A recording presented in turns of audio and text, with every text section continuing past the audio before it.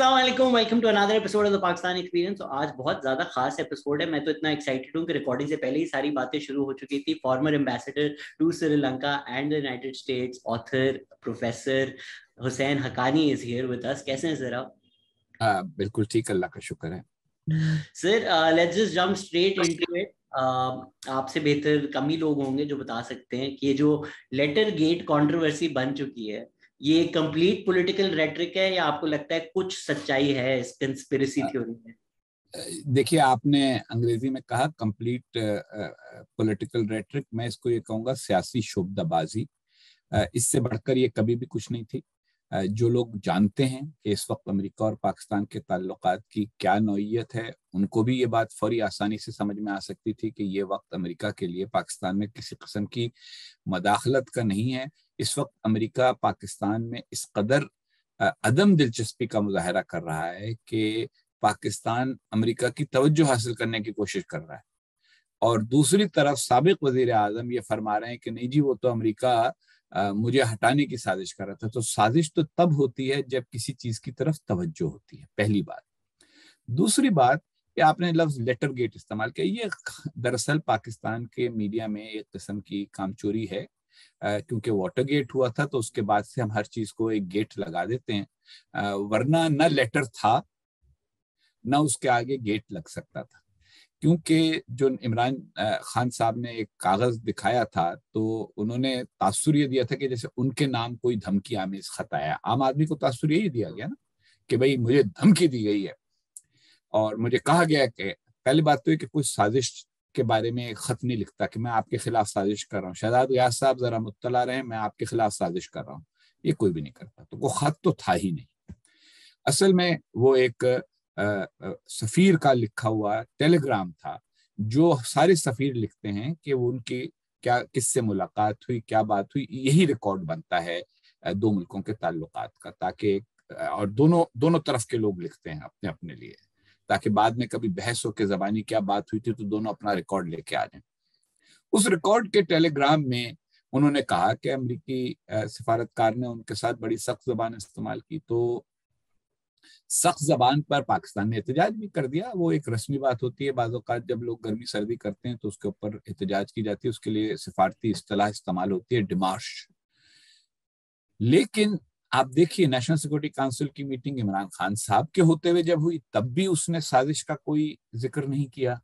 आज जब दोबारा हुई है तो फिर उसने साजिश की बल्कि नफी की है। ये साजिश दरअसल इमरान खान साहब का एक खपत है, जिसको कहते हैं ना ऑब्सेशन। वो हमेशा से यही बात करते रहे, मुल्क के खिलाफ भी साजिशें होती हैं, उनके खिलाफ भी साजिशें होती हैं, उनकी पार्टी के खिलाफ भी साजिशें होती हैं। आपको याद होगा वो पता नहीं कितने पंचर का कोई जिक्र था, 35 पंक्चर नजम सेठी के नाम 35 पर। पंक्चर, हाँ। तो अब वो करते क्या है कि ये एक जहन होता है। ये यहाँ अमेरिका में डोनाल्ड ट्रंप साहब इसी जहन का शिकार थे। इसके बारे में अगर आप मुताला करें तो माहिरीन नफ्सियात इस पे बहुत कुछ लिख चुके हैं। एक बीमारी होती है, जहनी बीमारी, जिसका नाम है नार्सिसिस्ट पर्सनैलिटी डिसऑर्डर, यानी आपकी अपनी जात के बारे में बहुत ज्यादा गलत फहमियां। जैसे वो बात करते हैं, उनकी एक तकरीर थी उसमें मैंने गिनती कराई, उन्होंने 200 से ज्यादा मरतबा मैं, मुझे, मेरी, इमरान खान कहा।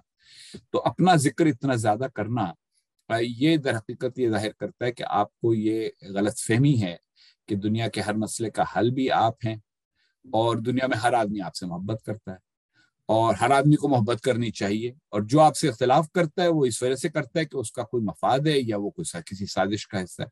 तो ये उसका नतीजा था।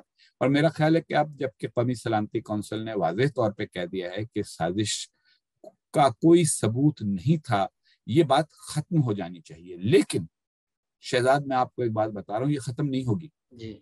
और इस वजह से खत्म नहीं होगी कि जो नार्सिसिस्ट पर्सनैलिटी डिसऑर्डर का शिकार लीडर होते हैं, इनके जो मानने वाले होते हैं, उनको भी एक बीमारी होती है। वो बीमारी होती है जिसको कहा जाता है मसाया कॉम्प्लेक्स, कि उनको ये होता है कि उनको भी एक फर्द चाहिए मुल्क के सारे मसाइल हल करने के लिए, ताकि उन पर से जिम्मेदारी हट जाए। मैं तो मतलब ये कि टैक्स नहीं दूंगा, लेकिन वो एक बड़ा लीडर है, वो सब ठीक कर देगा।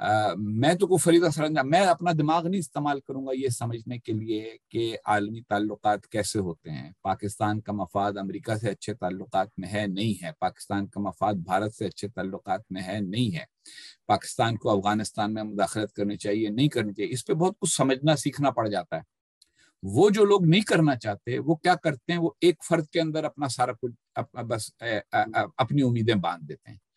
اب ان لوگوں کے لیے بڑا مشکل ہے کہ اس آدمی کو جھوٹا مان لیں، حالانکہ جس آدمی کی ذاتی زندگی بھی اس قدر یعنی پریشان کن ہو جیسی کہ عمران خان صاحب کی رہی ہے، تو ان کے حوالے سے تو آدمی کو ویسے پتہ ہونا چاہیے کہ بھائی یہ آدمی جو ہے یہ بالکل صحیح بات کرنے کا عادی نہیں ہے، لیکن ماننے والے پھر بھی مانتے رہیں گے. اور اس لحاظ سے عمران خان صاحب نے پاکستان کو ایک قسم کا مستقل نوعیت کا نقصان پہنچا دیا ہے کہ سازشی نظریوں پر یقین رکھنے والے ان کے سازشی نظریے کو اس کے باوجود مانتے رہیں گے کہ قومی سلامتی کونسل نے واضح طور پر کہہ دیا ہے، ملک کی مسلح افواج نے واضح طور پر کہہ دیا ہے کہ کوئی ثبوت کسی سازش کا نہیں تھا اور کوئی سازش ہوتی نظر بھی کسی کو نہیں آئی.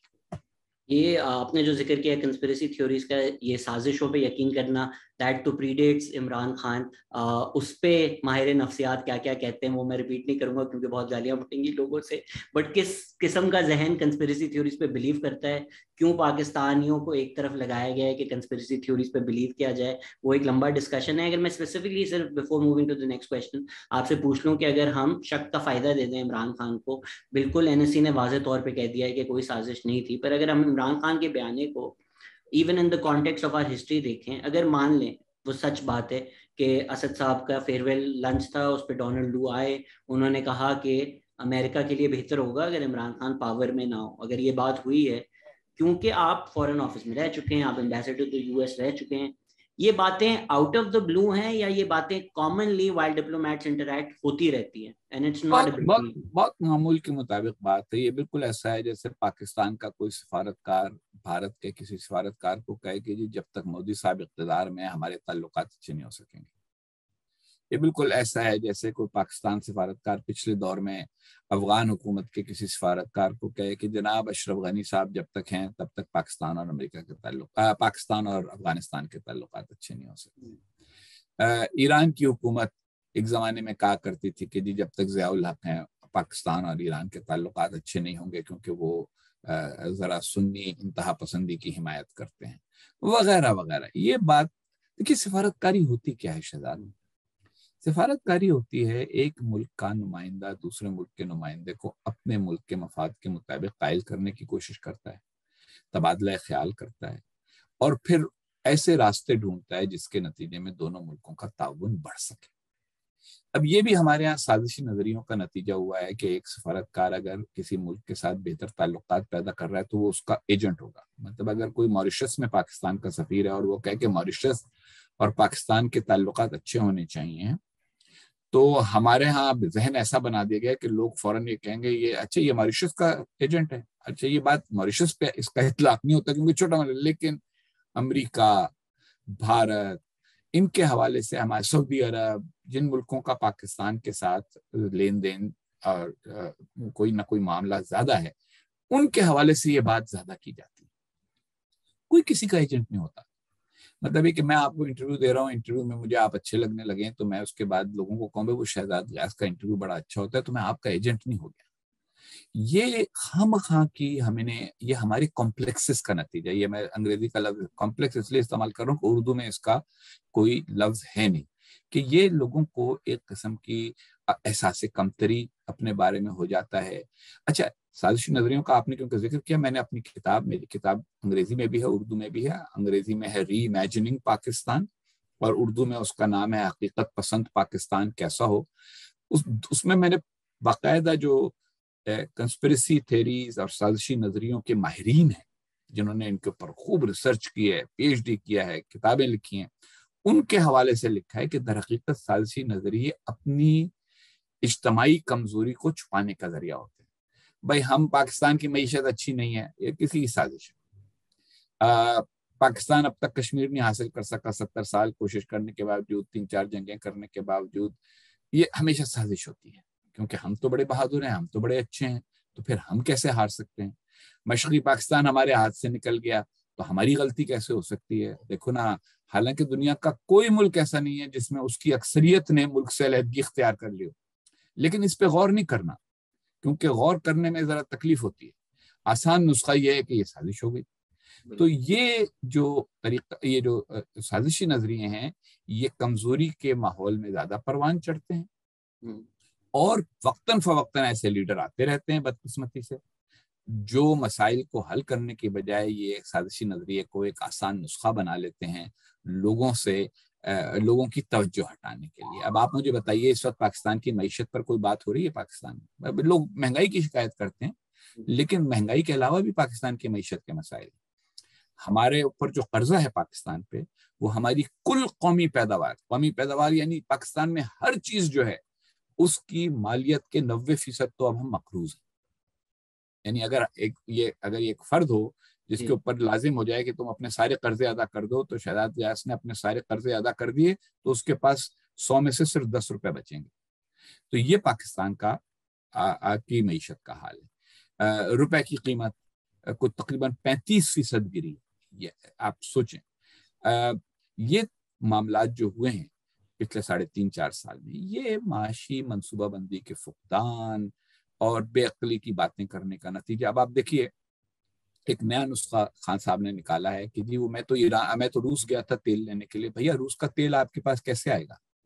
روس کے اوپر بین الاقوامی وہ لگی ہیں پابندیاں۔ ان پابندیوں کے ماحول میں آپ کیسے ان کو پیمنٹ کریں گے اور کیا ان سے خریدیں گے؟ آپ کی ان سے کل تجارت 200 ملین یعنی 20 کروڑ ڈالر کی تجارت ہے۔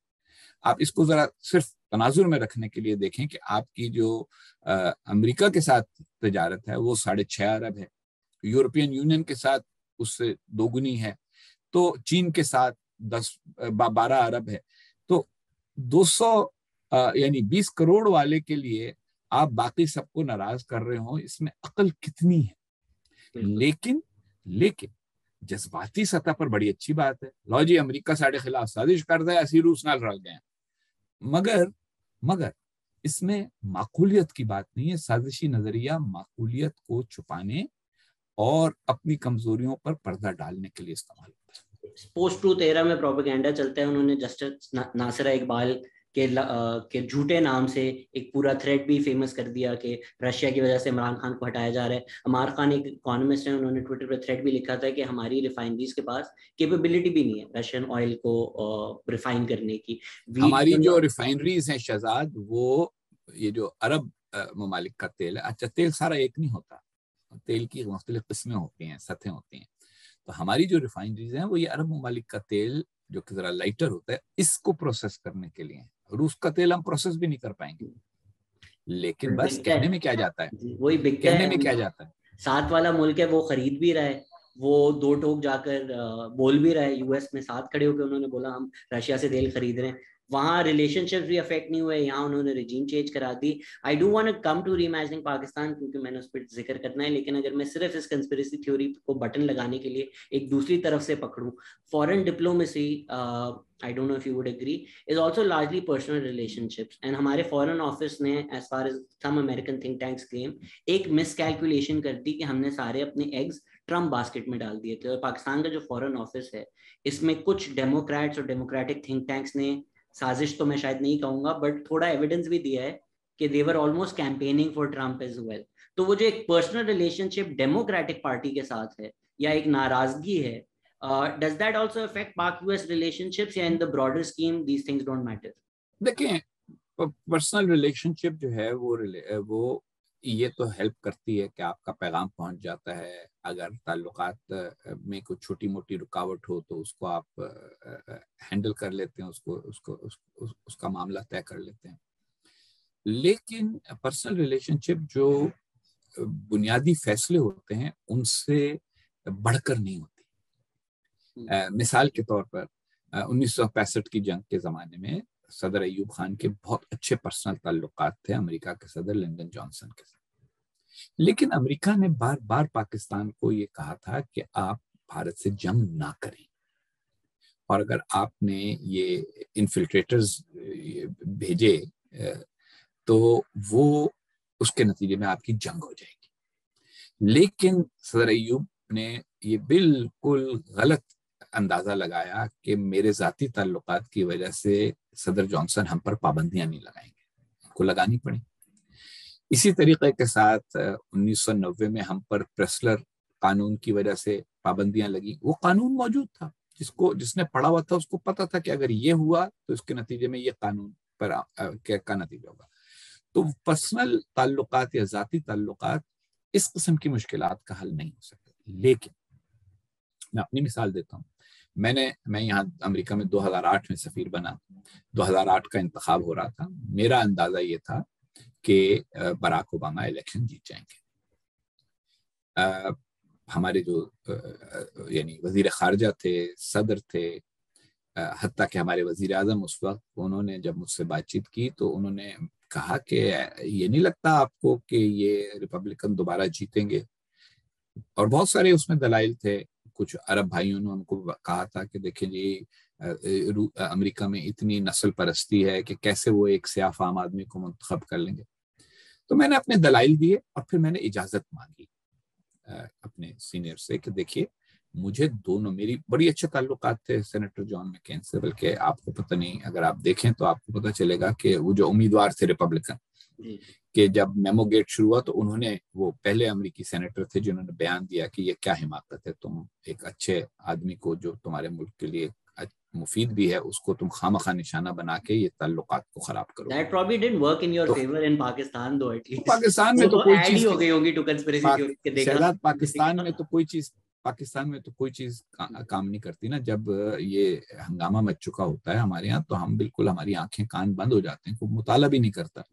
مطلب یہ کہ وہ پورا میمو گیٹ کی کہانی میں لوگوں کو کہتا رہ گیا کہ بھائی وہ ذرا پڑھ لو پیغامات، ان میں کہیں ڈھونڈ کے مجھے دکھا دو کہاں ذکر ہے کہ میں اس کو آدمی کو کہہ رہا ہوں کہ تم یہ کرو یا یہ نہ کرو. اس نے ایک عکس ڈال دیا جی میرے تعلقات ہیں، میری دوستی ہے، یہ وہ، اور سب اس میں ہاں ایک دم سے ہو گیا. کیونکہ وہی جو میں نے کہا، جب کمزوری ہوتی ہے تو ہر قسم کا ثالثی نظریہ، کسی فرد کو نشانہ بنانا اور اس پر سارا ملبہ ڈال دینا، یہ ایک مزاج بن جاتا ہے. آپ کے سوال کے جواب میں عرض کروں کہ تو ہم نے اوباما کیمپین جو تھی اس کے بڑے بڑے ذمہ داروں سے رابطے کرنے شروع کر دیے تاکہ ہماری دونوں طرف تعلقات. حکومت صدر بش کی تھی، ابھی ریپبلکن ایڈمنسٹریشن تھی، ان سے ہم ڈیل کرتے تھے. لیکن ہم ان کے بھی جا کر، اور میں ڈیموکریٹک کنونشن کے موقع پر وہاں گیا بھی، ڈینور بھی گیا. سفیروں کو جانے کی اجازت ہوتی ہے، ان کو مدعو کیا جاتا ہے، اسٹیٹ ڈپارٹمنٹ نے ارینج کیا. میں گیا، سب سے ملا تاکہ جب یہ لوگ حکومت میں آئیں تو ہمارا ان سے کوئی نہ کوئی رابطہ ہو. عمران خان صاحب کا کیونکہ ایک مخصوص مزاج ہے، وہ آپ کو پتہ ہے کہ ان کے اندر کوئی لچک نہیں ہے، اور ان کے اندر یہ ہے کہ نہیں میں سب جانتا ہوں. مطلب یہ ہے کہ ازبکستان میں انہوں نے جا کے تقریر کر دی کہ آپ لوگوں کو پتا ہوگا کہ میں ازبکستان کو آپ سب سے زیادہ جانتا ہوں. اور جو ازبک تھے وہ بھی ہنس پڑے کہ بھائی ہم ازبک ہیں، تم ہم سے زیادہ جانتے ہو. ارطغرل دیکھ لیا انہوں نے تو وہ اس کے نتیجے میں سمجھتے ہیں کہ وہ ترکی کو زیادہ جانتے ہیں، اور ان کا دل ٹوٹ گیا ہوگا جب ایردوان صاحب نے سب سے پہلے مبارکباد کے لیے شہباز شریف صاحب کو فون کر لیا. حد تک انہوں نے ایک دفعہ اسپیچ میں جاپان اور جرمنی کے بارڈر کا بھی ذکر کیا تھا. ہاں وہ دیکھیں، جب آدمی زیادہ بولتا ہے نا، جب آدمی زیادہ بولتا ہے اور مسلسل بولتا ہے، اور سارے بولنے کے اندر یہ جو بڑے بڑے لیڈر ہوتے ہیں ان کی تقریریں لکھی ہوئی کیوں ہوتی ہیں؟ یہ نہیں ہے کہ ان کو تقریر نہیں کرنی آتی، یہ کو ان پڑھ نہیں ہوتے. اب پاکستان میں جو بیچاری اناڑی لوگ ہیں کہتے ہیں جی نواز شریف گئے تھے تو پرچی تھی، آپ کو یاد ہوگا کتنا شور مچا. بھائی پرچی ہونا اچھی بات ہے، کیونکہ اس کے نتیجے میں آپ کے پاس سارے ماہرین، آپ کی ٹیم نے جو آپ کے لیے نکات بنائے وہ آپ کے سامنے ہوتے ہیں. یہ نہیں ہوتا کہ آپ جو ہیں وہ کرکٹ کی مہارت سے لے کے اور ایٹمی توانائی کی مہارت تک سب چیز ایک ذات کے اندر پرو لیں. لیکن خیر، کیونکہ یہ مسایہ کمپلیکس جس کو میں کہتا ہوں، یہ اس کا ایک بہت عنصری ہوتا ہے کہ میں ہر مسئلے کا حل ہوں. آپ یہ دیکھ لیں، مطلب عمران خان صاحب نے کبھی مسائل کا حل تفصیل سے بیان نہیں کیا. کبھی وہ کہتے ہیں ہم ہر آدمی کو مرغی دے دیں گے تو وہ مرغیاں پالے گا تو اس سے معیشت ٹھیک ہو جائے گی. کبھی ہر آدمی کو بھینس دے دیں گے تو بھینس پالے گا. تو یہ مسائل کا حل نہیں ہے، مگر میں مسئلے کا حل ہوں، یہ ہوتا ہے. تو ان کی سوچ بہت مستحکم تھی کیونکہ ٹرمپ نے ان کو بلایا تھا. حالانکہ پہلے برا بھلا کہا تھا، اگر آپ کو یاد ہو پاکستان کو برا بھلا کہا تھا. ایک طرف تو وہ کہتے ہیں غیرت ہماری، بھائی اگر آپ کو پاکستان کی غیرت کا اتنی عزیز ہے تو پہلے آپ کہتے ہیں ٹرمپ صاحب، پہلے آپ اپنے وہ الفاظ واپس لیں جس میں آپ نے پاکستان کو برا بھلا کہا ہے اور کہا ہے کہ یہ پاکستان جو ہے یہ ہمیشہ ہم سے جھوٹ بولتا ہے اور ہم سے پیسے لیتا ہے. تو وہ تو کیا نہیں، ان کو بلا لیا، ان کی عزت افزائی ہو گئی. وہ پوٹن کے پاس بھی اسی لیے گئے تھے. آپ مجھ سے سن لیں، کوئی یہ نہ تیل کا معاملہ تھا نہ کوئی. پوٹن نے بلا لیا، بائیڈن فون نہیں کر رہا تو ہم پوٹن کے ساتھ کھڑے ہو جائیں گے. تصویر تو آئے گی نا CNN کے اوپر اور دنیا کے اوپر کہ پاکستان کا وزیر اعظم روس کے صدر کے ساتھ کھڑا ہے. مطلب وہ سارا کچھ ان کی ذات کے بارے میں. جو آپ لوگ، جو آپ سے مذاق میں کر رہا تھا کہ اردو اور انگریزی آپ لوگ ملا کے بولتے ہیں، تو میں جب اردو بولتا ہوں کوشش کرتا ہوں خالص اردو بولوں، لیکن انگریزی میں کہہ دوں گا فار ہم اٹ از آل اباؤٹ ہم. ان کے لیے ہر چیز ان کی ذات کے حوالے سے. تو وہ ذات کے حوالے سے انہوں نے اوور انویسٹ کر دیا ٹرمپ صاحب کے معاملے میں. اچھا، بعض لوگ سمجھ بھی رہے تھے کہ ٹرمپ دوبارہ منتخب ہو جائیں گے. انہوں نے یہ کرنے نہیں دیا ہمارے سفارتکاروں کو. جو ہونا چاہیے تھا کہ ہمارے سفیر جا کے جو بائیڈن ٹیم تھی اس سے بھی رابطہ کرتے، اس کے لوگوں سے بھی ملتے، تاکہ اگر الیکشن بائیڈن جیت جائے گا تو اس کے اگلے دن ہمیں ان سے رابطہ کرنا ہوگا، ان سے معاملات کرنے ہوں گے. تو وہ ایک انہوں نے بدمزگی پیدا کری. لیکن اصل مسئلہ یہ نہیں ہے شہزاد. اصل مسئلہ یہ ہے کہ پاکستان اور امریکہ کے تعلقات میں ایک قسم کا ایک بال آ گیا ہے. امریکہ یہ سمجھتا ہے کہ پاکستان اس کا اتحادی نہیں رہا، حالانکہ قانونی طور پہ ابھی تک اس کو میجر نان نیٹو ایلائی کا درجہ حاصل ہے. پاکستان دنیا میں جو 3 بڑے ممالک ہیں جن کو امریکہ نے سب سے زیادہ امداد دی ہے تاریخی طور پہ، ان میں سے ایک ہے اسرائیل، مصر، پاکستان. فوجی امداد سب سے زیادہ ان 3 ممالک کو ملی ہے تاریخی طور پہ. پاکستان اتحادی تھا سوویت یونین کے خلاف، پاکستان اتحادی تھا افغانستان میں جنگ کے دوران، لیکن پاکستان میں رائے عامہ کو کبھی امریکہ کے حق میں نہیں ہونے دیا گیا. اور عام اس میں پھر ہمارے اسلام پسند عناصر کا بھی بڑا داخلہ. یہ جو مذہبی جماعتیں ہیں یہ بھی امریکہ کا جو یار ہے. بھئی جب اگر امریکہ کا یار ہونا غداری ہے تو امریکہ کو پاکستان میں کسی کو یار بنانے کی ضرورت کیوں رہے گی؟ اصل بات تو یہ ہے نا، جس ملک میں عام رائے ایک ملک کے اتنا خلاف ہو، پھر وہ سوچتا ہے اچھا جب ہمیں ان کی ضرورت ہوگی تب ہم لے لیں گے. ہم شکایت کر دیں گے ہمیں استعمال کرتے ہیں، بھئی استعمال تو کریں گے ہی، کیونکہ ان کو یہ پتا ہے کہ دل سے تو آپ ان کے ساتھ ہوں گے نہیں، کیونکہ آپ تو نعرے لگا رہے ہیں ان کے خلاف. میں نے اپنی کتاب جو امریکہ پاکستان تعلقات پہ لکھی ہے میگنیفیسنٹ ڈیسیژن، اس میں نے تاریخی حوالوں سے بتایا ہے کہ 1953-54 سے پاکستان میں امریکہ مخالف مظاہرے ہو رہے ہیں، جلوس نکل رہے ہیں اور جھنڈا جلایا جا رہا ہے. تو اندھے تو نہیں ہوتے نا لوگ. اچھا، اب ان کو ضرورت نہیں رہی. جب تک افغانستان میں ان کی فوج تھی تو ان کو اپنی فوج کے لیے سامان بھیجنے کے لیے ہماری ضرورت تھی. ہمارے راستے سے جاتا تھا، کراچی میں آتا تھا اور ان سے کنٹینروں میں جاتا تھا. ان کو بہت سارے فلائٹس کے لیے ضرورت تھی، جس کو کہتے ہیں ایلاکس، ایئر لائنز آف کمیونیکیشن. اچھا، وہ ضرورت بھی ختم ہو گئی. افغانستان سے انہوں نے ایسا ہاتھ دھویا ہے کہ ان کو زیادہ دلچسپی نہیں ہے کہ وہاں کیا ہوتا ہے. بدقسمتی سے اچھی بات نہیں ہے، میں اس کے خلاف ہوں، لیکن حقیقت یہی ہے کہ امریکہ کا رویہ یہ ہے. دوسری طرف امریکہ اب اگلے 20 سال میں چین کو اپنا بڑا حریف سمجھتا ہے، پاکستان چین کو اپنا قریبی ترین دوست سمجھتا ہے. امریکہ نے چین کے مقابلے کے لیے بھارت کو تیار کرنے کا فیصلہ کیا. پاکستان اور بھارت جو ہیں ان کی تو بالکل یعنی کیا کہا جائے، اینٹ کتے کا بیر ہے. تو ایسی کیفیت کے اندر آپ مجھے یہ بتائیے کہ امریکہ اور پاکستان کے تعلقات کی نئی بنیاد کیا ہوگی؟ ہمارے لوگ کہتے ہیں کہ جی وہ آئے تھے ان کے عمران خان صاحب کے قومی سلامتی کے مشیر، انہوں نے خوب یہاں تقریریں فرمائی کہ جی جیو اکنامک ریلیشن شپ ہوگی. اب ہم اکنامکس پہ توجہ کریں گے. اکنامکس پہ آپ کی توجہ کیا ہوگی؟ $6.5 ارب کی آپ کی 2 طرفہ تجارت ہے. 6.5 ارب. امریکہ کے لیے 6.5 ارب کچھ بھی نہیں. اس کو آپ یوں سمجھیے کہ بھارت اور امریکہ کی تقریباً 150 ارب ہے، اور مراکش اور امریکہ کی 7.5 ارب ہے. چھوٹا ملک ہے مراکش ہم سے. تو یہ تو ہماری اندرونی کمزوریاں ہیں نا. نواز شریف صاحب نے صحیح فرمایا تھا، جس کے نتیجے میں خواہ وہ ڈان لیکس کا فتنہ کھڑا ہو گیا. وہ بھی ایک گیٹ لیکس، اسی قسم کا بس ایک نعرہ. ورنہ کیا بات تھی اگر وزیر اعظم یا اس کے قریبی دوستوں قریبی کابینہ کے ارکان وغیرہ نے بیٹھ کے بات کی اور کہا کہ بھئی ہمیں اندرونی معاملات پہلے ٹھیک کرنے ہیں، اس کے بعد ہم خارجہ پالیسی میں کچھ مضبوط ہو سکیں گے. کوئی ملک جو اندرونی طور پہ کمزور ہو بیرونی طور پہ مضبوط نہیں ہو سکتا. سب کو پتا ہے کہ آپ کی اندرونی حالت کیا ہے. ہر تھوڑے دن کے بعد آپ چین سے $1 ارب لے کے سعودی عرب کا 1 ارب واپس کرتے ہیں، پھر آپ متحدہ عرب امارات سے 2 ارب لے کے سعودی عرب کا 1 ارب اور چین کا 1 ارب واپس کرتے ہیں. تو جب آپ کا قرض کے اوپر اس طرح سے گزارا ہو رہا ہو اور آپ کی اپنی قومی پیداوار بڑھ نہ رہی ہو. اچھا، قومی پیداوار بڑھانے کے کیا طریقے ہیں؟ قومی پیداوار بڑھانے کے بڑے طریقے ہیں. میں ایک چھوٹی سی مثال دیتا ہوں. بنگلہ دیش کی قومی پیداوار اب ہم سے بڑھتی جا رہی ہے. پاکستان کپاس پیدا کرنے والا ملک ہے، کاٹن پروڈیوسنگ ملک ہے نا. اچھا، مگر آپ ذرا دیکھیے، اچھا بنگلہ دیش میں کاٹن نہیں پیدا ہوتی، لیکن بنگلہ دیش کی جو کاٹن ٹیکسٹائل ایکسپورٹس ہیں وہ پاکستان سے زیادہ ہیں. وہ کیوں؟ میں آپ کو ایجوکیشن میں سمجھاتا ہوں کیوں. دیکھیے، یوں سمجھیے کہ 1 کلو کپاس اگر $1 کی ہے، آپ نے کپاس بیچ دی تو آپ کو $1 ملا. آپ نے اس کپاس کو سوت بنا لیا، یارن بنا لیا تو $5 کا بک جائے گا. آپ نے اس یارن کو کپڑا بنا لیا تو $10 کا بک جائے گا.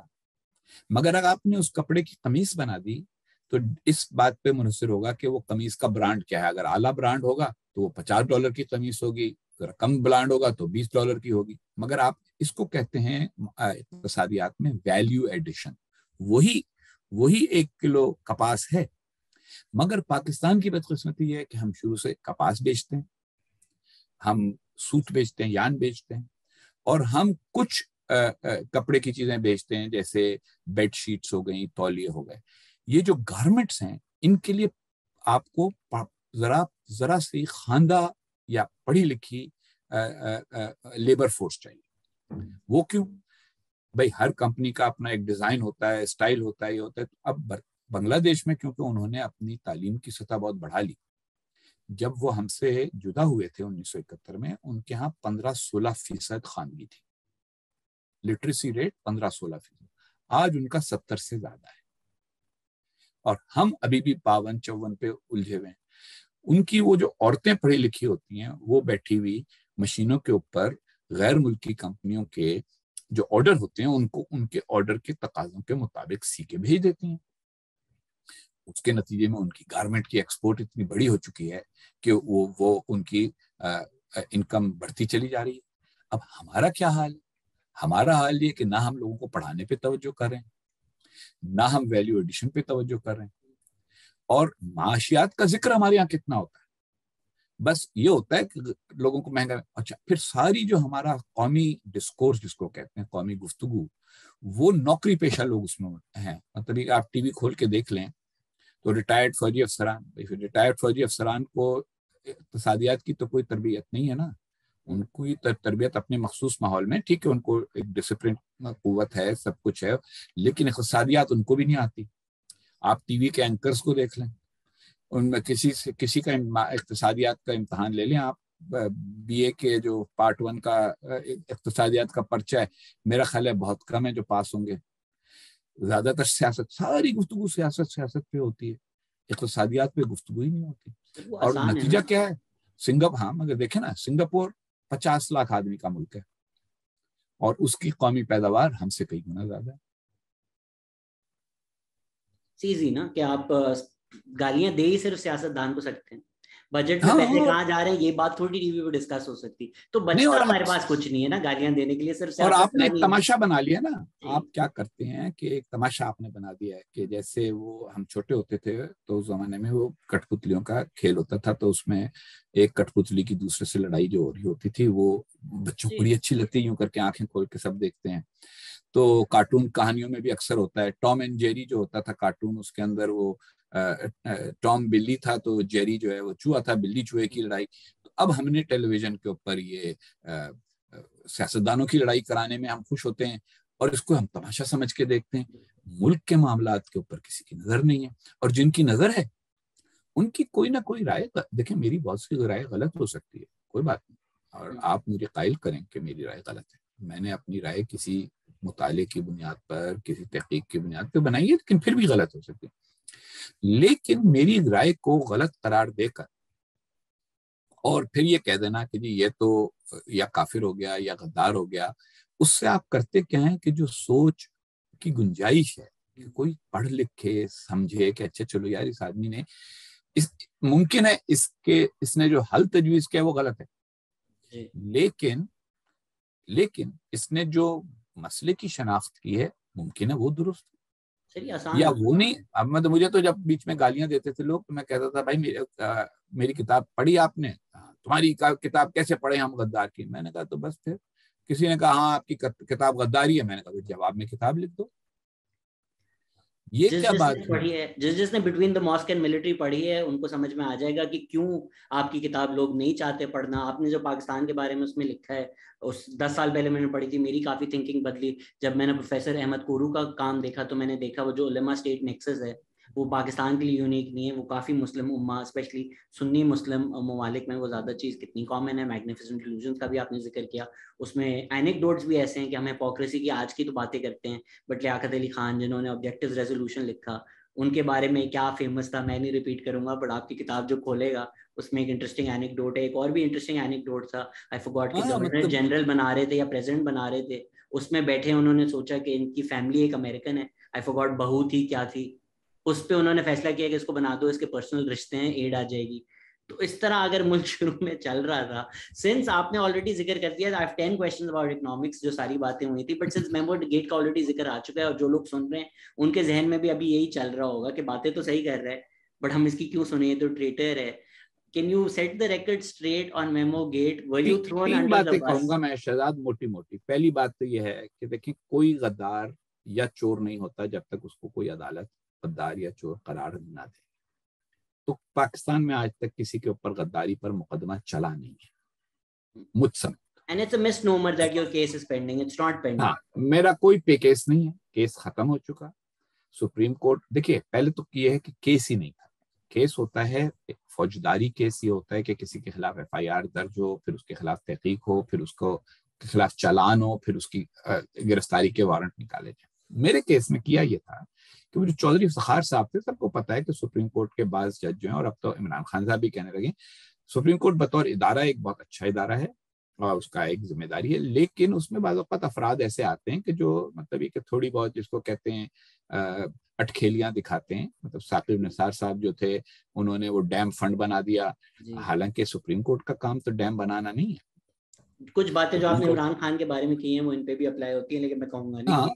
اور مطلب ایک تماشا لگانا، تو افتخار چودھری صاحب بھی تماشا لگانے والے تھے. ان کی زرداری صاحب کے ساتھ بہت لگ گئی تھی کیونکہ زرداری صاحب نے ان کو کی بحالی میں تاخیر کی تھی، تو وہ کوئی چیز ڈھونڈ رہے تھے. جب یہ میمو گیٹ کے معاملے میں ایک صاحب نے دعویٰ کیا کہ جی حسین حقانی صاحب نے میرے ذریعے امریکنوں کو پیغام بھیجا کہ وہ پاکستان کی فوج کے خلاف کچھ قدم اٹھائیں، تو میرا تو سارا جواب یہ تھا کہ بھائی میں یہاں سفیر ہوں، ہر آدمی سے مل سکتا ہوں، چاہوں تو اکیلے میں مل سکتا ہوں، تو مجھے ایک غیر متعلق آدمی کو ڈھونڈ کے اس کے ذریعے ایک پیغام بھیجنے کی کیا ضرورت ہے. ایک طرف آپ کہتے ہیں میں امریکہ کا ایجنٹ ہوں، اگر میں امریکہ کا ایجنٹ ہوں تو پھر تو ایجنٹ کا تو اچھے اپنے باسز کے ساتھ اچھے تعلقات ہوتے ہیں، تو ان کو ایک تیسرا آدمی جس کا کوئی تعلق کسی چیز سے نہیں ہے، بیٹھا ہے کہیں مناقوں شناقوں میں کاروبار واروبار کرتا ہے، پاکستانی نژاد امریکی ہے، چھوٹا موٹا بزنس مین ہے، کوئی بہت بڑا بھی نہیں ہے، وہ دعویٰ کر رہا ہے. اچھا وہ دعویٰ کسی نے کرایا تھا obviously اس سے، لیکن سپریم کورٹ نے کہا جی سو موٹو. اچھا جی اب سپریم کورٹ سزا نہیں دے سکتی علاوہ کنٹمپٹ آف کورٹ کے، علاوہ توہین عدالت کے. سپریم کورٹ صرف ایک مقدمہ چلنے کی ہدایت دے سکتی ہے کسی. تو سپریم کورٹ میں شور مچا، ایک کمیشن بن گیا. کمیشن نے کہا کہ ہم سنیں گے. کمیشن سے ہمارا جھگڑا یہ ہو گیا کہ میں یہ کہتا تھا کہ جن شرائط پہ آپ اس کا بیان ریکارڈ کر رہے ہیں اسی پہ میرا بیان ریکارڈ کریں. آپ اس کو ویڈیو پہ ریکارڈ کر رہے ہیں لندن میں بیٹھ کے یہ کہہ کے کہ اس کی جان کو خطرہ ہے، تو میری جان کو بھی خطرہ ہے، میں بھی یہاں سے واشنگٹن سے ریکارڈ کراؤں گا. وہ نہیں، انہوں نے ریکارڈ کیا میرا بیان، میرے بیان کے بغیر انہوں نے کہا کہ اچھا جی اس کی بات ٹھیک لگ رہی ہے. اتنی بات کمیشن نے. لیکن اب سپریم کورٹ کو فیصلہ کرنا تھا. آسما جہانگیر میری وکیل تھی، انہوں نے سپریم کورٹ سے کہا کہ جی یہ جو کمیشن کی رپورٹ ہے کیونکہ یہ بغیر ہماری بات سنے کہی گئی ہے اور اس میں بھی کوئی حتمی بات نہیں کہی گئی، اس لیے اس کمیشن کی رپورٹ کو خارج کیا جائے. اب کیا ہوا؟ اب یہ ہوا کہ چودھری افتخار تو چلے گئے، انہوں نے تو سارا شور یہ مچا دیا کہ نہیں وہ حسین حقانی پہلے واپس آئے. تو اب ایک بحث بجائے اس کے کہ یہ ہو کہ جرم ہوا تھا, یہ ہو گیا جی وہ آدمی جس پہ جرم ہے نہیں, کوئی ایف آئی آر نہیں ہے, کوئی مقدمہ نہیں ہے, اس کو پہلے واپس لاؤ. میں نے کہا جی میں تو واپس تب آؤں گا جب آپ مجھے کوئی وجہ بتائیں, قانونی کوئی ریزن ہوگا تو آؤں گا نا, مطلب وارنٹ تو ہے نہیں تو میں آؤں کیوں. آپ کہتے ہیں جی آپ, میں نے کہا تھا کہ جی جب میں ملک سے واپس جا رہا ہوں جب میری ضرورت ہوگی, میں نے تو ضرورت تو ثابت کریں آپ, نہیں کی انہوں نے. ان کے بعد 4 اور چیف جسٹس آئے, انہوں نے تاریخ ہی نہیں لگائی کیس کی تاریخ نہیں لگی.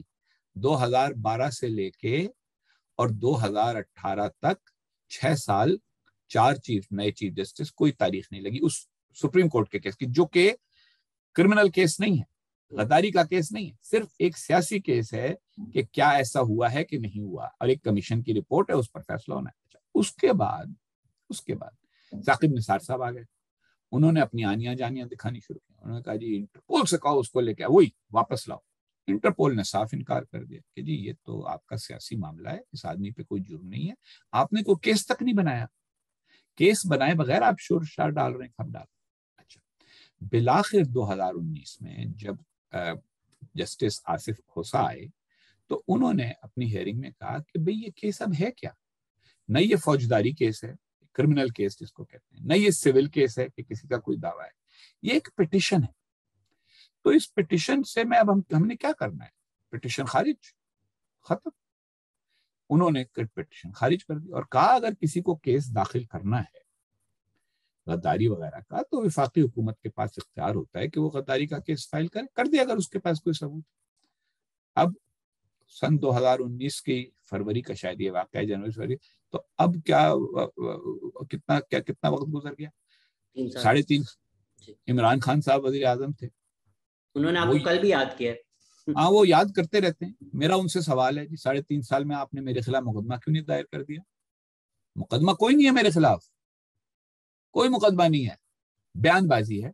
اچھا مسئلہ کیا ہے؟ مسئلہ یہ ہے کہ دیکھیں نا, میں تو وہاں بیٹھا نہیں ہوں, میں تو اب یہاں ایک فکری علمی کام کر رہا ہوں, یہ کتابیں میری دوست ہیں یہاں امریکہ کے دانشور, اور امریکہ ایسا ملک ہے, یورپ کے ممالک میں بھی لکھنے پڑھنے والے کی قدر ہوتی ہے, ہمارے ہاں تو اس کو سمجھتے ہیں نا جی بس, یہاں پروفیسر بہت بڑی چیز ہوتا ہے, لوگ اس کو صدر بلاتے ہیں, وہ نائب صدر بلاتے ہیں, سینیٹر مشورہ لیتے ہیں. تو میں اللہ کا شکر ہے ایک اچھی پوزیشن میں ہوں, مجھے کیا ضرورت ہے کہ میں جا کے عمران خان صاحب کے ساتھ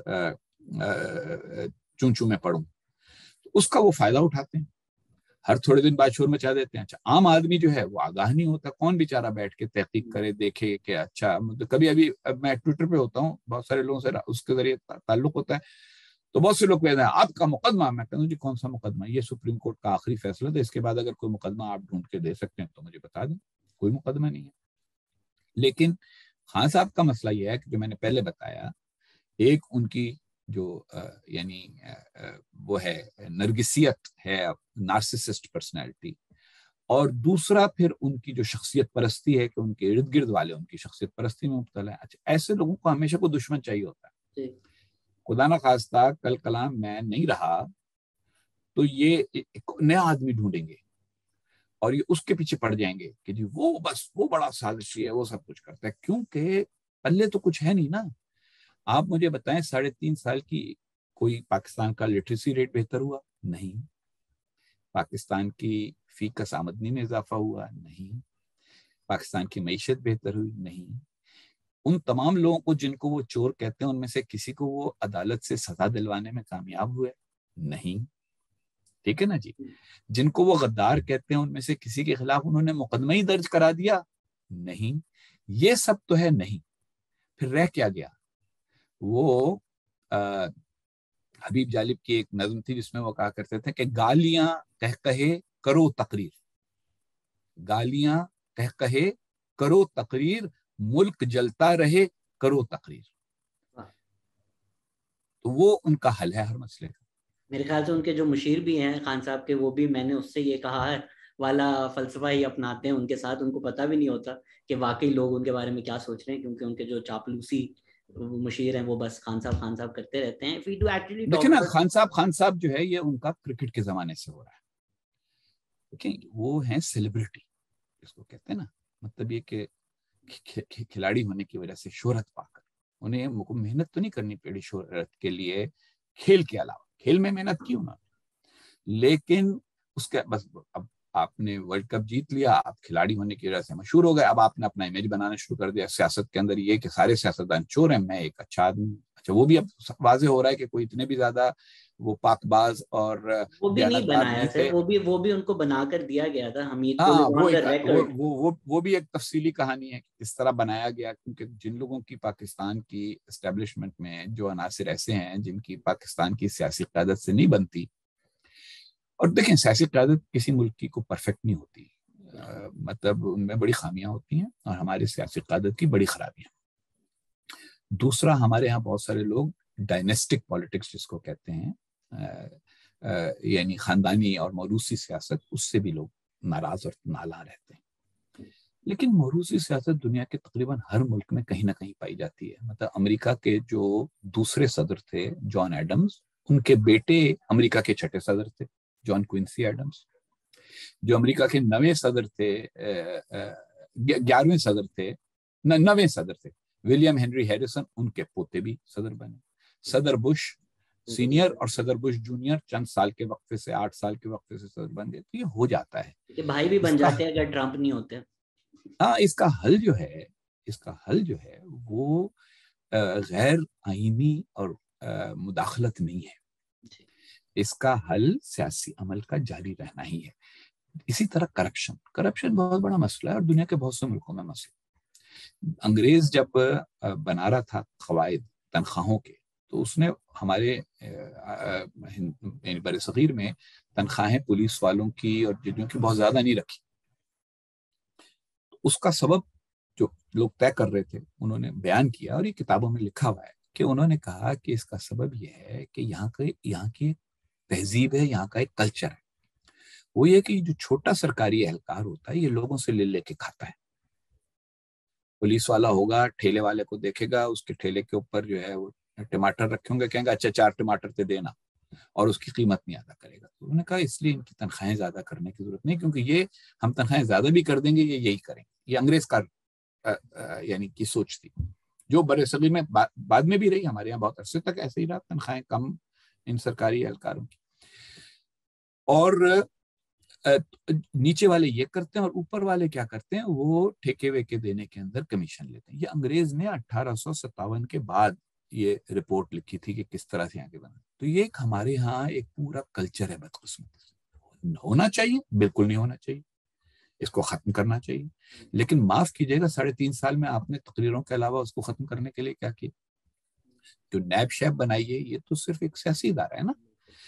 دیکھیے کرپشن شہزاد غیاث کرے حسین حقانی کرے، دونوں کے لیے قانون ایک ہونا چاہیے. جب آپ یہ کرتے ہیں کہ نہیں شہزاد غیاث کو انچارج بنائیں گے تاکہ وہ حسین حقانی کی کرپشن پکڑے، تو حسین حقانی پھر انتظار کرے گا، جب اس کی باری آئے گی وہ کہتا ہے میں شہزاد غیاث کی کرپشن پکڑوں گا. اب آپ اگلے چند مہینے تک صرف توشہ خانے کی بات سنیں گے. جی 80%. جی وہ ڈائناسٹک پالیٹکس سے بھی آپ نے بات کیا. 80% پی ٹی آئی کے وہ الیکٹیبل تھے جو پہلے پی پی اور پی ایم ایل این کی ٹکٹ پہ لڑے تھے، جن کے باپ ان سیٹوں پہ بیٹھے تھے ان سے پہلے. دیکھیں ہمارے یہاں ڈائناسٹک پالٹکس، شہزاد موروثیت تو ہمارے یہاں میڈیا تک میں ہے. باپ صحافی تھا، بیٹا صحافی ہو جاتا ہے. ہمارے یہاں موروثیت ہے کاروبار میں. کمپنیاں جو ہے ہمارے یہاں ابھی، ہمارے یہاں کوئی امریکہ یا برطانیہ کے سٹائل کی کمپنیاں تو نہیں ہیں کہ جن میں خاندان کا کوئی فرد نہیں ہے، ہر ایک اپنے شیئر بیچ کے کھا کے آرام سے بیٹھ گیا چھٹی کرنے اور کوئی اور کمپنی چلا رہا ہے. ہمارے یہاں تو ہر کمپنی کسی خاندان کی کمپنی ہے نا. تو یہ ہمارے کچھ نفس یعنی تہذیبی ثقافتی معاملات ہیں جن پر ہمیں غور کرنا چاہیے، بدلنا چاہیے. میں کہتا ہوں بدلنا چاہیے، لیکن ان کو نعرہ بنا کر معمول کی زندگی کو تلپٹ نہیں کرنا چاہیے. بٹ وہ اسی لیے تو یہ لوگ انوینٹ ہوئے ہیں، یہ کہ سویلینز اور ڈیموکریسی جو ہے ان چیزوں کو گالیاں دی جائیں. صرف میں آپ کو ایک بات بتاتا ہوں، 4 بھائی تھے، 3 بھائی تھے جب ہمارے چیئرمین تھے جوائنٹ چیفز کے زبیر محمود حیات. ان کے ایک بھائی تھے احمد محمود حیات جو لیفٹیننٹ جنرل تھے. ان کے ایک اور بھائی تھے عمر محمود حیات، وہ بھی جنرل تھے. 3 بھائی جرنیل. باپ جو تھا ان کا وہ بھی جرنیل تھا. اب کوئی یہ تو نہیں کہتا موروثی جرنیلیت. بات یہ ہے کہ کیونکہ کہتے ہیں جی وہاں ایک سسٹم ہے، بالکل سسٹم ہے، تو سیاست میں بھی سسٹم ہے. موروثی سیاست ایسی اندھا دھند نہیں، آج لے آئے وہ اپنے بیٹے کو لندن سے. لٹل ڈفرنس میں بھی ورثے میں تو نہیں ملتا چیف آف آرمی اسٹاف کے بیٹے کو, whereas it is wrong کہ پی پی پی اور پی ایم ایل این ورثے میں اپنے بچوں کو پوری پارٹیز دے دیتی ہیں. ورثے میں دیتے ہیں. دیکھیں ورثہ یہ تو ہوتا ہے نا کہ باپ بیٹے کو کہتا ہے بیٹا تو فوج میں جا, یہ تو ورثہ ہوتا ہے نا, اتنا تو ہے. اس کو ٹیسٹ پاس کرنا پڑتا ہے نا. جمہوریت اور سیاست میں ٹیسٹ کیا ہوتا ہے شہزاد؟ ووٹ لینا. بعض اوقات بچہ پارٹی جو ہے وہ ناکام ہوتی ہے اور ان کو نہیں ملتے ووٹ. ایسی بھی سیاسی خاندان ہیں جو غائب ہو گئے. ایک ہوا بڑا مشہور خاندان ہوتا تھا, بڑا مؤثر خاندان ہوتا تھا, حیات. سیاست میں آپ کو اس کی سردار شوکت حیات مسلم لیگ کے صدر تھے. یہ اٹک کی فیملی تھی, ان کی فیملی میں کوئی موروثی طور پہ اتنا آگے نہیں بڑھ سکا. سرگودا کی قریشی خاندان تھا, اتنا آگے نہیں بڑھ سکا. تو میرا کہنے کا مطلب یہ ہے کہ یہ بات صحیح ہے, آپ سے اتفاق کرتا ہوں, موروثی سیاست کے میں سخت خلاف ہوں, لیکن میں کیونکہ تجزیاتی نقطۂ نظر سے دیکھا ہوں, میں اب تو سیاست میں تو نہیں ہونا, میں یہ کہہ رہا ہوں کہ اس کی عوامل کو سمجھیں, اور اس کے اوپر تقریریں کرنے سے کام نہیں چلے گا. اس کے جو سوشل یا سماجی محرکات ہیں ان کو ختم کرنے کی کوشش کریں, معاشرے میں وہ بڑھائیں, آگہی بڑھائیں, دوسری سیاسی جماعتیں سامنے آئیں جو مضبوط ہو جائیں کسی طریقے کے ساتھ, جن میں موروثیت نہ ہو. لیکن بدقسمتی سے ابھی تو ہے موروثیت, لیکن موروثیت ہونے کی وجہ سے جمہوریت ختم کر دی جائے, یا موروثیت ہونے کی وجہ سے مثلا کہ آپ نے کبھی ایسا کیا ہے کہ میں یہ اخبار نہیں پڑھوں گا کیونکہ اب اس کا جو بانی تھا یہ اب اس کا بیٹا چلا رہا ہے, اس کو بھی تو ورثے میں ملا نا اخبار, اس نے کون سا امتحان پاس کیا تھا. تو ایسا یہ رویہ بدلیں, نرم کریں رویہ, سوچنا شروع کریں ایشوز کے اوپر.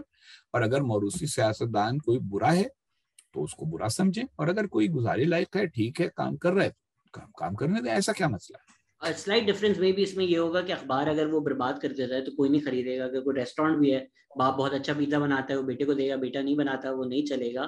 ادھر ہمارا ایک مسئلہ یہ بھی ہے کہ politics, yes maybe on paper جو آپ نے بات کی وہ بالکل صحیح ہے, ووٹ لینا پڑتا ہے, لیکن وہ جو ایک الیکٹیبلز اور کمپرومائزڈ انڈیویجولز کی سیاست ہے, ایک جو ادارہ ہے جو پالیٹکس کو صرف ایک رین کی طرف رکھتا ہے, جس رین میں وہی لوگ آ سکتے ہیں جو کوئی نہ کوئی ڈیل کریں, پاور کوریڈور سے آئیں.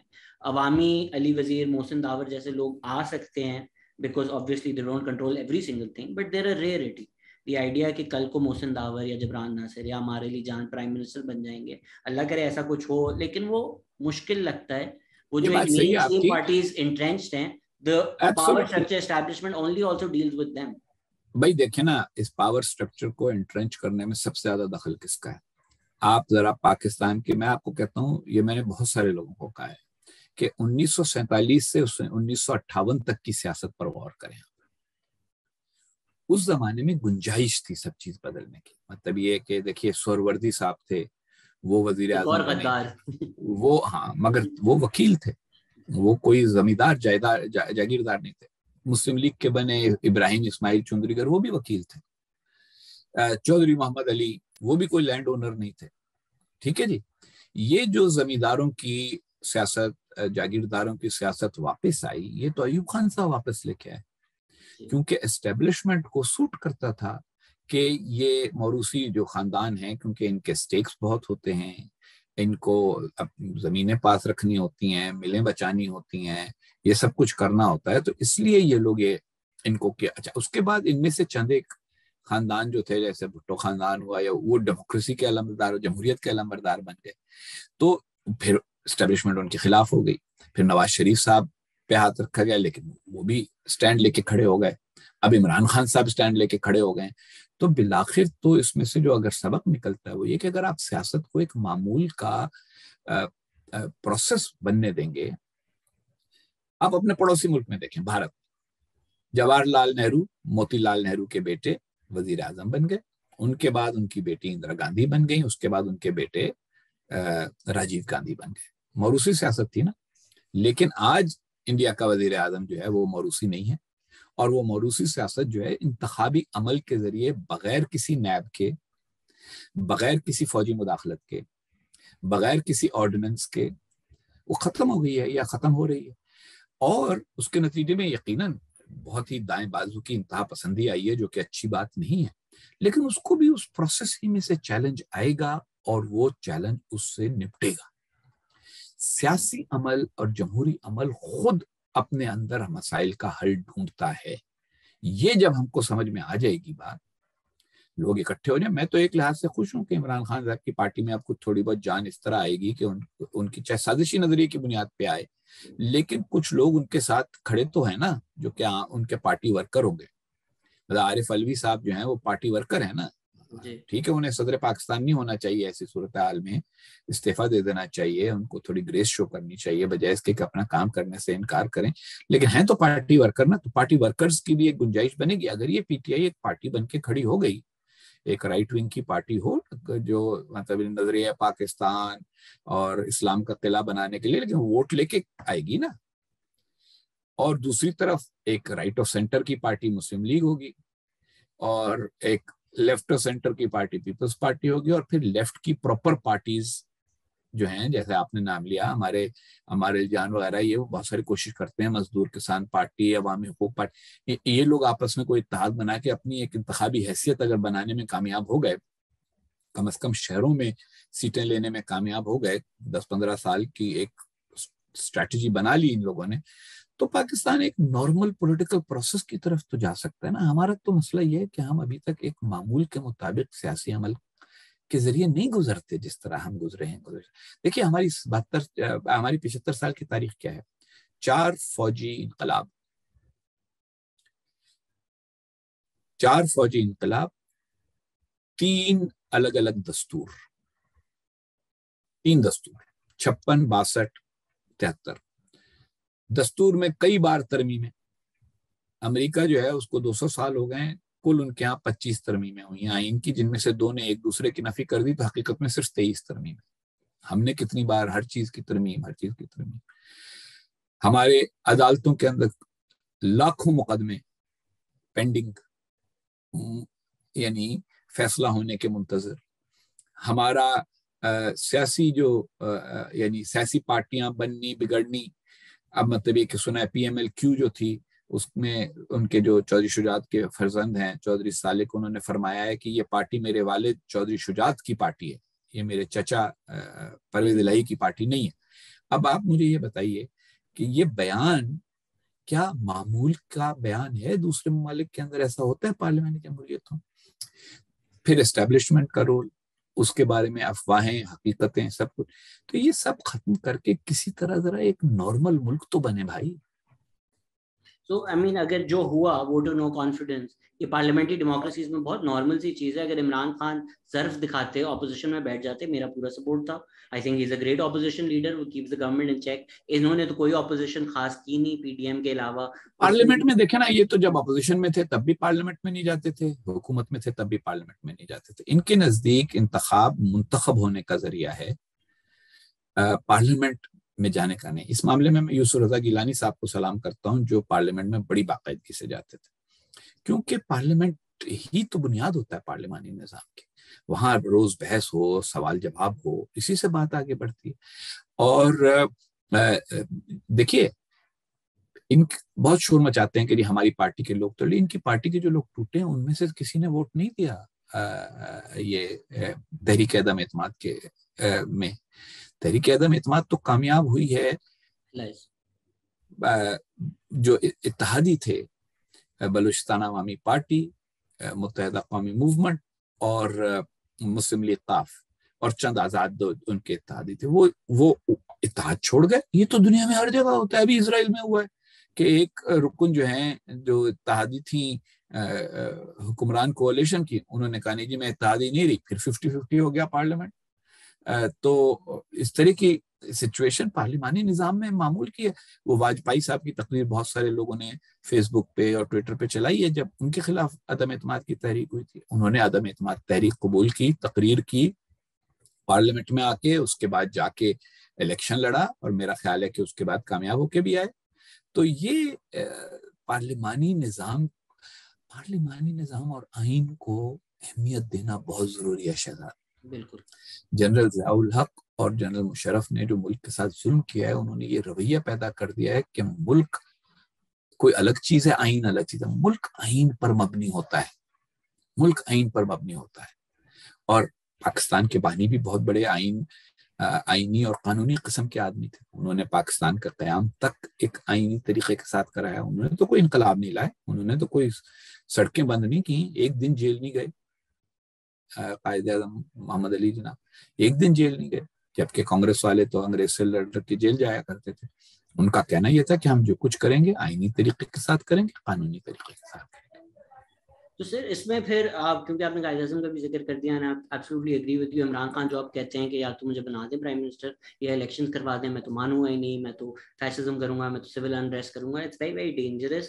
بٹ مجھے نہیں پتا میں 47 کا آپ سے سوال پوچھوں یا 2022 کا پوچھوں. 2022 کا پوچھ لیتے ہیں. ہم دونوں تنقید کرتے ہیں اسٹیبلشمنٹ کی انوالومنٹ میں کہ نہیں ہونی چاہیے، بالکل نہیں ہونی چاہیے. لیکن اگر ایک طرف عمران خان اپنے آپ کو اردوغان سمجھتے تھے، اس ماڈل کی طرف جا رہے تھے، ایک فیشسٹ سویلین ڈکٹیٹر بننے کی طرف جا رہے تھے، تو آرمی کا اس کے بھی گیٹ کیپ کرنا، جس طرح آپ نے پارلیمنٹری ڈیموکریسی کی بھی بات کی، اس میں عمران خان کی بات میں بھی تھوڑی تو دم ہے کہ جو ایلائز ان کو جنہوں نے دیے تھے انہوں نے واپس لے لیے، تو جو دینے والے ہیں انہوں نے ہی لیے، تو یہ ایلائز تو نہیں ہوگا، یہ تو کسی اور کے بھائی ایلائز. دیکھیں نا، بھائی دیکھیں، تمہیں نے درد دیا ہے تمہیں دوا دینا. بات یہ ہے کہ آپ نے پھر اگر آپ اتنے اصول پسند تھے تو آپ وہ الائے قبول نہ کرتے. آپ کہتے نہیں جی میری ایک اقلیت ہے، میں دوبارہ الیکشن چاہتا ہوں، میں ایک مائنورٹی گورنمنٹ بنا کے اور پھر دوبارہ الیکشن کال کرتا ہوں. پارلیمانی جمہوریتوں میں یہ ہوتا ہے. ہیرلڈ ولسن صاحب برطانیہ میں منتخب ہوئے، ان کی اکثریت نہیں تھی، پلورالٹی تھی، بن گئے اور انہوں نے پھر دوبارہ 3 مہینے یا 4 مہینے میں دوبارہ الیکشن کرا لیا. ٹروڈو نے بھی ابھی ریسنٹلی کروایا ہے، ٹروڈو، جسٹن ٹروڈو نے کینیڈا میں. جی آپ ان کا بتائیں مجھے. خیر جسٹن ٹروڈو نے تو اقلیت بنے بغیر کرایا نا، وہ تو ابھی ان کی تو میجورٹی تھی. دیکھیے عمران خان صاحب کا یہ انتخاب کا جو شوق ہے، اگر ایسا ہی تھا تو جس دن ان کو پتا چلا کہ میرے خلاف ووٹ آف نو کانفیڈنس آ رہا ہے، اس دن وہ اسمبلی توڑ دیتے. ووٹ آف نو کانفیڈنس جمع ہونے کے بعد اسمبلی وہ توڑنے کا اختیار وزیر اعظم کا چلا جاتا ہے، یہ آئین میں لکھا ہوا ہے. تب صرف اس کے پاس ایک آپشن رہ جاتا ہے کہ استعفیٰ دے. وہ نہیں دیا انہوں نے. وہ اس لیے کہ وہ جو ماچو مین بننا ہے نا، انہیں ہیرو بننا ہے، ہر چیز سے بالا تر، وہ بننا چاہتے ہیں. اب انتخاب تو ہوگا، الیکشن تو ہونا ہے، لیکن کب ہوگا یہ تعین میرا خیال ہے کہ وزیر اعظم اور حکومت کرے گی. اگر یہ کولیشن جو ہے کسی طرح آپس میں ٹوٹ گئی تو پھر ان کو نیا انتخاب تو کرانا پڑے گا. اور وہ مگر عمران خان صاحب جو فضا بنا رہے ہیں اس میں تو وہ اس طرف جا رہے ہیں کہ اگر انتخاب میں نے نہ جیتا تو اس کا نتیجہ مجھے قبول نہیں ہوگا. یعنی وہ تو چت بھی میری پٹ بھی میری، وہ تو وہ والا ٹاس کرانا چاہ رہے ہیں جس کے اندر وہ ڈیسائیڈ. ٹاس اس کے لیے نہیں کرنا چاہ رہے کہ بیٹنگ کون پہلے کرے گا، وہ ٹاس اس کے لیے کرنا چاہ رہے ہیں کہ میچ جیتے گا کون، اور اس میں سکہ اپنا استعمال کرنا چاہتے ہیں جس کی دونوں طرف ان کی تصویر ہو. تو یہ کوئی مثبت بات نہیں ہے. امپائر کی انگلی پہ ان کی سیاست چلتی ہے. جی میرا خیال ہے ہم نے کافی تقریباً 1 گھنٹہ گفتگو کر لی شہزاد. مجھے اندازہ ہی نہیں تھا کہ ہم نے اتنی لمبی گفتگو میں 2-3 ہی سوال پوچھ سکا ہوں، میرے اتنے سارے سوال تھے. اگر آپ کا 10-15 منٹ ہے تو لوگوں کے جو سوال ہیں میں وہ پوچھ لوں یا پھر بعد میں آپ کو تنگ کروں؟ نہیں آپ پوچھ لیں. سر میمو گیٹ پہ بہت زیادہ سوال ایکچولی آئے ہوئے ہیں. اگر ہم صرف فیکٹس اسٹیٹ کر لیں، یہ ایک میمو تو تھا نا جس میں لکھا ہوا تھا کہ I think Osama bin Laden کے بعد army is on the defensive, تو it's a good time to establish civilian supremacy in Pakistan. یہ تو تھا. یہ میمو، اگر دیکھیے پہلی بات تو یہ ہے کہ اس میمو کا اس کے علاوہ کوئی ثبوت نہیں ہے کہ جو صاحب کہتے ہیں کہ میں نے بھیجا وہ ان کے پاس اس کا وجود ہے. انہوں نے یہ میمو کیا مختلف کتابوں میں سے میری تحریریں اور مختلف اور چیزیں جوڑ جاڑ کے اور اپنا ایک تجزیہ ڈال کے لکھ دیا، یہ بات ہم اس کا تعین نہیں کر سکتے کیونکہ میرا ان کے ساتھ کوئی تعلق نہ تھا نہ ہے. مسئلہ یہ تھا کہ وہ مجھ سے میرے پاس میں جب سفیر تھا تو میرا ایک فون نمبر تھا جو بہت سارے لوگوں کے پاس تھا، اور وہ میں چاہتا لوگ پاکستانی جو امریکہ میں تھے وہ مجھے ٹیکسٹ وغیرہ کرتے تھے. اگر آپ دیکھیں اس کی جو ٹیکسٹ ٹریل ہے اس کے اندر سارے ٹیکسٹ اس قسم کے ہیں کہ اچھا جی ہاؤ آر یو، مطلب میں کہہ رہا ہوں آئی ایم فائن، وہ کہہ رہے ہیں دیر از اے coup going on in Pakistan, میں نے کہا تھینکس فار دا انفارمیشن، بس اس طرح کی چیز ہے۔ وہ میمو جو ہے اس کی زبان اگر آپ دیکھیں تو وہ زبان لکھی گئی ہے پاکستان میں قوم پرست عناصر کو غصہ دلانے کے لیے، کیونکہ اس میں یہاں تک بات کر دی گئی ہے کہ ہم ایٹمی پروگرام ختم کر دیں گے، جو کہ نہ کبھی میرا پبلک موقف رہا ہے، نہ زرداری صاحب کا پبلک موقف رہا ہے، نہ اس وقت کی حکومت کا تھا۔ تو یہ وہ باتیں تھیں جن سے یہ اندازہ ہوا کہ یہ میمو جو لکھا گیا تھا یا جو تحریر کی گئی تھی، اس میں سویلین سپریمیسی کا کھونٹا ٹانگ کے، جس پہ ہم یقین رکھتے ہیں، اس کے کھونٹے کے ساتھ پھر بہت ساری ایسی باتیں کر دی گئیں جس سے ہم کو غدار ثابت کیا جائے۔ ٹھیک ہے، اچھا، اسی لیے جن کو میمو بھیجا گیا انہوں نے اس میمو کو انہوں نے خود کہا کہ میں نے پھاڑ کے اور اس میں ڈال دیا، ڈسٹ بن میں ڈال دیا ایڈمرل ملن نے، کیونکہ مجھے پتا تھا کہ یہ میمو زرداری صاحب کا بھی نہیں ہو سکتا اور حقانی صاحب کا بھی نہیں ہو سکتا۔ اس کے بعد میری ایڈمرل ملن سے بات چیت بھی ہوئی، ملاقات بھی، انہوں نے ذکر بھی نہیں کیا کہ بھئی ایسا کوئی میمو ملا، کیونکہ انہیں اس نے یہ نہیں کہا تھا کہ یہ میمو حقانی صاحب کی طرف سے ہے یا زرداری، انہوں نے اس کو بھیجنے والے نے میمو اپنے میمو کے طور پہ بھیجا ہوگا، لیکن میمو ویسے بھی ایک پرائیویٹ آدمی سرکاری میمو نہیں لکھتا، سرکاری میمو سرکاری آدمی کی طرف سے سرکاری آدمی کو ہوتا ہے، تو وہ ایک بنیاد ہی اس کی جھوٹ پہ تھی۔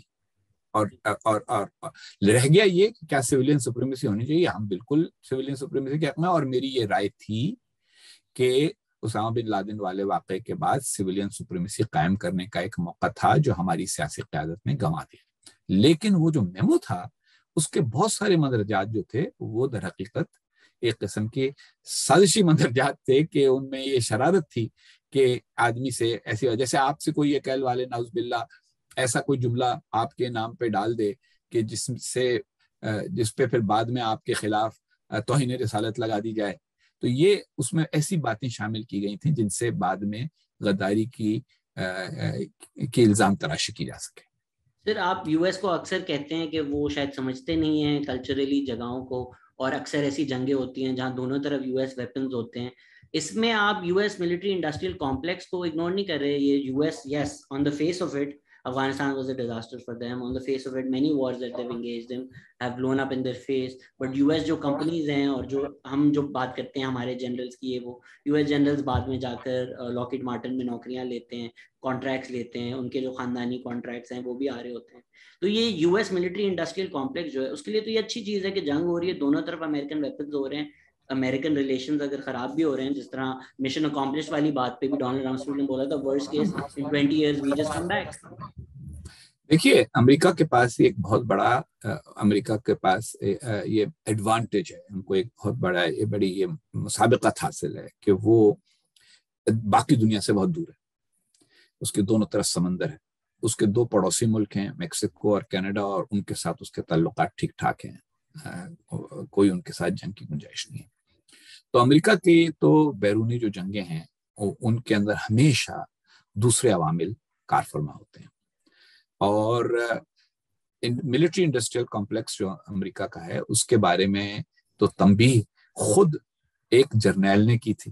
یہ اصطلاح تو پریزیڈنٹ آئزنہار نے، صدر آئزنہار نے ایجاد کی تھی، اور خود امریکہ میں اس کے خلاف اکثر بات ہوتی رہتی ہے۔ جنگیں سیاسی قیادت شروع کرتی ہے اور ملٹری انڈسٹریل کمپلیکس اس سے فائدہ اٹھاتا ہے۔ اب یہ کہ اس میں اس سیاسی قیادت کے کیا تعلقات مراسم ہوتے ہیں ان کے ساتھ، یہ ایک بڑا طویل موضوع ہے کہ اس میں کوئی سازش ہے یا یہ ایک ان چیزوں میں سے ایک ہے کہ جس میں ہو جاتا ہے۔ مگر ملٹری انڈسٹریل کمپلیکس اب صرف امریکہ میں نہیں رہا، روس کا بہت بڑا ملٹری انڈسٹریل کمپلیکس ہے، سویڈن کا بہت بڑا ملٹری انڈسٹریل کمپلیکس ہے، فرانس ایک بہت بڑا اسلحے کا جو ہے وہ برآمد کرنے والا ملک ہے۔ مگر ملٹری انڈسٹریل کمپلیکس پر الزام ڈالتے ہوئے ہمیں اس پہ بھی غور کرنا چاہیے کہ وہ سیاسی قائدین دنیا کے مختلف ممالک کے جو راستہ ہموار کرتے ہیں اس ملٹری انڈسٹریل کمپلیکس کے آنے کے لیے، ان پر بھی ہمیں ان کو روکنا شاید ملٹری انڈسٹریل کمپلیکس کو روکنے سے زیادہ آسان۔ کیوں؟ میں آپ کو سمجھاتا ہوں۔ بٹ سر اس میں آپ کی بات ہے جب آپ پاکستان کو کہتے ہیں کہ we found a threat to be in exchange of the army that we already had. تو کیونکہ یو ایس کی فیکٹریز اور بامز اور ویپنز ہیں, the US needs threats and wars around the world تاکہ وہ فیکٹریاں چلتی رہیں. اس میں کوئی شک نہیں ہے, اس میں کوئی شک نہیں ہے, لیکن اب ان فیکٹریوں کا جو حصہ ہے امریکہ کی معیشت میں وہ نہیں رہا جو پہلے ہوا کرتا تھا. اس لیے یہ باقی لوگوں کے لیے موقع ہے کہ دیکھیے اس پہ ایک بڑا چھوٹا سا, یعنی حالانکہ اقبال کا حوالہ دینا اب عمران خان صاحب کا ٹھیکہ بن گیا, اور وہ بھی غلط حوالہ دینا کیونکہ ان کو شعر کبھی یاد نہیں رہتا, لیکن اقبال کا بہت اچھا شعر ہے کہ یورپ کی غلامی پہ رضامند ہوا تو, مجھ کو تو گلہ تجھ سے ہے یورپ سے نہیں ہے. تو یہ جو ملٹری انڈسٹریل کمپلیکس کا معاملہ ہے وہ یہ ہے کہ ہمارے ملکوں کے اندر بھی لوگ, مثلا آج اگر پاکستان یہ فیصلہ کر لے اور بھارت یہ فیصلہ کر لے کہ بھئی ہمیں نہیں لڑنا, ہم جو ہے ہم سٹینڈ ڈاؤن کر رہے ہیں, ہم راستہ کھول رہے ہیں, ہم تجارت کھول رہے ہیں, ہم لوگوں کا آنا جانا عام کر رہے ہیں, کشمیر کے اوپر بعد میں بات کریں گے, ابھی ذرا پہلے دوست بن جائیں پھر مسائل حل کریں گے, تو ملٹری انڈسٹریل کمپلیکس کیا کر لے گا؟ تو یہ جو تیسری دنیا کے ایسے ہیرو لوگ ہوتے ہیں نا, جیسے صدام حسین صاحب تھے, وہ اس ملٹری انڈسٹریل کمپلیکس کی کامیابی کا ذریعہ بن جاتے ہیں. ریپڈ فائر 5 منٹ میں کر لیتے, لوگوں کے بہت زیادہ سوال ہے, میرے خود کے نوٹس تھے 2 پیج کے, لیکن میں آپ کو بعد میں تنگ کروں گا کیونکہ وہ تو کافی ڈیٹیل سوال ہیں, تو ریپڈ فائر 5 منٹ کر لیتے ہیں. ایک اور سیشن کبھی کر لیں گے انشاءاللہ. بالکل سر, ضروری ہے, بک بائی بک کریں گے کیونکہ آپ کی میں ساری کتابیں پڑھ کے نوٹس بنائے ہوئے. Considering the amount of love and emotion he invokes in his view, what is the biggest misconception folks have about him that he'd like to dispel via your podcast? دیکھیں, پہلی بات تو یہی ہے کہ مسکنسیپشنز کیا ہیں. مطلب یہاں سے شروع ہوتا ہے, میری زندگی کا ایک سفر ہے. میں طالب علم تھا تو جس محلے میں رہتا تھا, جس علاقے میں رہتا تھا, اس کے حالات کے مطابق میری رائے اور سوچ بنی تھی. نہ میرا زیادہ وسیع مطالعہ تھا. مولانا مودودی کی کتابیں پڑھی ہم نے, جمعیت طلبہ میں شامل ہو گئے. ہمارے دور میں طالب علم سیاست اتنی ہی تھی. جو لیفٹ تھا وہ ذرا بہت ہی منتشر لیفٹ تھا, اور بعض اوقات بہت ہی یہ روس اور چین کی چپلش کا زمانہ تھا, تو ان کی ساری جو جھک تھی وہ مجھے پسند نہیں تھی اور سمجھ میں نہیں آتی تھی. جو میں بڑا ہوتا گیا اور میری رائے مطالعہ بڑھتا چلا گیا, بنیادی طور پر سوچ میں تبدیلی آتی گئی. جناب نواز شریف نے مجھے 1988 میں اپنی کیمپین کے لیے کہا کہ آپ میرے ساتھ کام کریں. میں نے سوچا کہ ایک اچھا آئیڈیا ہے, ایک پڑھا لکھا صحافی اگر سیاست میں اس کو کوئی کردار مل سکتا ہے تو کیا حرج ہے. بہت سارے معاملات پہ نہیں بنی, میں چلا گیا اور سفیر بن کے سری لنکا بہت کم عمر میں, اور واپس آ کے محترمہ بینظیر بھٹو کے ساتھ میں نے 1993 میں اپنی سوچ کے مطابق تعلق قائم کیا, جو اب تک قائم رہا آخری دنوں. اس سے پہلے آپ نے ضیاء الحق کی جب ڈیتھ اینیورسری تھی اس پہ بھی شاید آپ نے ٹی وی پہ آ کے تعریفیں کی تھی ضیاء الحق کی. نہیں, ضیاء الحق کی تعریف نہیں کی تھی. ضیاء الحق کی جو جنازہ تھا اس پر کامنٹری کی تھی بھائی انگریزی میں, کہ کون آ رہا ہے, کون دے رہا ہے. وہ ایک یعنی اب دیکھیں نا, یہ تو نہیں ہو سکتا کہ کسی کی تدفین کے اوپر اگر ڈگنیٹریز کو آپ ڈسکرائب کر رہے ہیں کہ یہ ان کے فلاں ہیں, یہ سیکرٹری آف اسٹیٹ ہیں امریکہ کے, کیونکہ میں اکثر کو پہچانتا تھا, تو میں اب اس میں سے اقتباس نکال کے, دلچسپ بات ہے کہ وہ آواز میری نہیں ہے. جو اقتباس سب سے زیادہ ویڈیو پہ چلایا جاتا ہے وہ ایک ہوا کرتے تھے لودھی صاحب, اظہر لودھی. تو اظہر لودھی صاحب جو ہیں انہوں نے کافی کرب و بلا کی کہانی ڈال دی تھی اور رونا دھونا ڈال دیا, تو لوگ مکس کر جاتے ہیں. جیسے اب آپ اور میری گفتگو ہو رہی ہے, اب کوئی اس میں آپ کے جملوں کو میرے کھاتے میں ڈال دیں, تو وہ فیئر بات نہیں ہے. ان کا جو جنازہ تھا اس پر اس زمانے میں ٹیلی ویژن, پاکستان میں ایک ہی ٹیلی ویژن چینل تھا, اس پر پوری دنیا کے لیے کامنٹری, انہوں نے انگریزی کی کامنٹری میرے ذمہ کی کہ آپ یہ کامنٹ کریں کہ اب کون پھول چڑھا رہا ہے, کون ریت رکھ رہا ہے. اور اگر مطلب یہ کہ not that I am proud of it, لیکن کچھ 40 سال پرانی بات ہو رہی ہے, آگے بڑھنا چاہیے. میں نے 2013 میں عمران خان کو ووٹ دیا تھا, تو لوگوں سے غلطیاں ہو جاتی ہیں.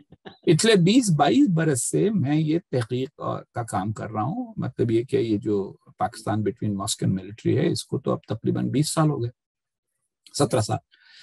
اور بنیادی طور پر اس میں میں کبھی کبھی ہنس کے لوگوں کو یہ کہتا ہوں کہ اگر میں اس تجربے سے نہ گزرا ہوتا, میں نے جمعیت کے دن نہ دیکھے ہوتے, میں نے 70 کے الیکشن میں ایک بہت چھوٹی عمر میں، 70 میں 13 سال کا تھا، 14 سال کا، تو وہ میں نے نہ دیکھا ہوتا سب کچھ، پھر میں نے پی این اے کی کیمپین نہ دیکھی ہوتی، میں نے آئی جی آئی بننا نہ دیکھا ہوتا، تو شاید مجھے وہ Pakistan between mosque and military کا بیسک آئیڈیا سمجھ میں ہی نہ آتا۔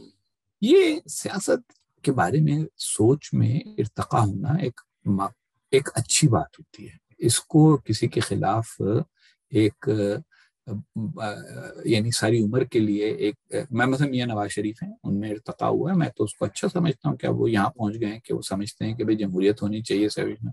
ذوالفقار علی بھٹو ایوب خان کے وزیر تھے، اور پھر اس کے بعد وہ آ کے جو پاکستان کا، مجھے یاد ہے ایک بہت مشہور پوسٹر تھا اس زمانے کا جس کا اوپر لکھا ہوتا تھا what is left of left is Bhutto.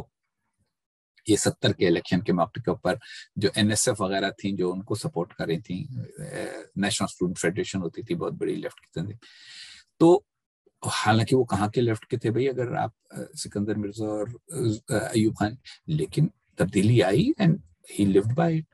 تو اس لیے یہ جو مسکنسیپشن والی بات ہے، بہت ساری چیزیں تو ہیں کہ they are not misconceptions, they are deliberate, وہ صرف ایک آدمی کو نشانہ بنانے کے لیے کی جاتی۔